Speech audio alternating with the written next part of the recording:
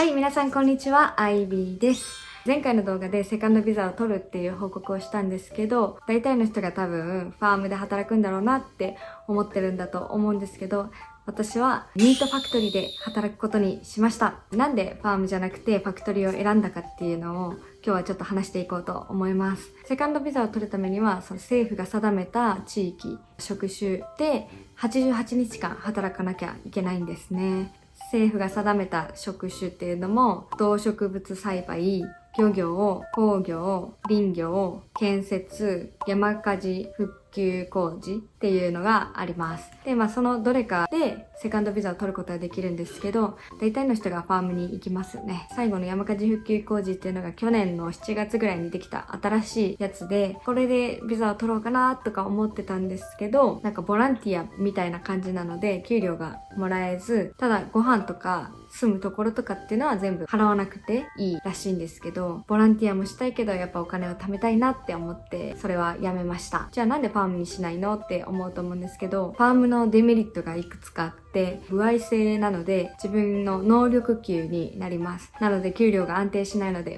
って感じで、あと天候によって左右されるんですね。だから雨だったりしたら中止だし、その働けなかった期間はカウントされないので、88日間って言っても長い人は5、6ヶ月かかったりとかするのでって感じで、あと悪徳ファームが多いっていうのを結構聞きますとか、日焼けしたくないとかね。あと今7月なんですけど、オーストラリアは真冬の時期になるんですね。なので閑散期になります。だからあんまり稼げないかなって思って、で、あともう最大の理由が、私が残り5ヶ月ぐらいしかないんですね。なのでそんな天候とかに左右されたら取れなかったりするかもしれないのでやめました。じゃあファクトリーはどうかっていうと、ファクトリーの情報はもうかなり少ないですね。で、私もずっとネットサーフィンしながら探したんですけど、なかなかなくて、で、なんでかって言ったら、日本人がファクトリーで働くのって少ないんですよ。だから情報も回ってきません。じゃあ私がどうやってファクトリーの仕事をゲットしたかっていうと、私が働いてたジャパレスに入ってきた社員さんと話してて、その人がファクトリーで前働いてたよっていうことで紹介をして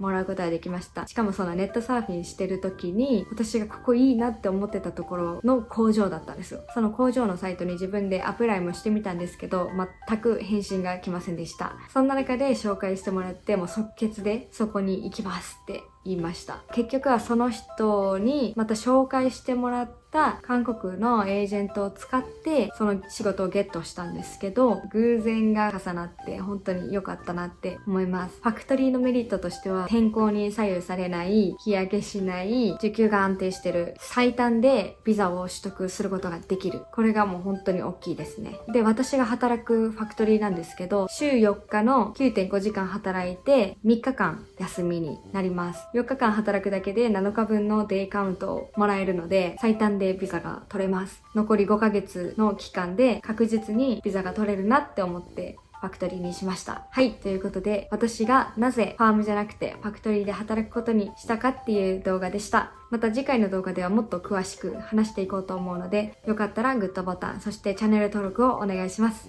バイバーイ。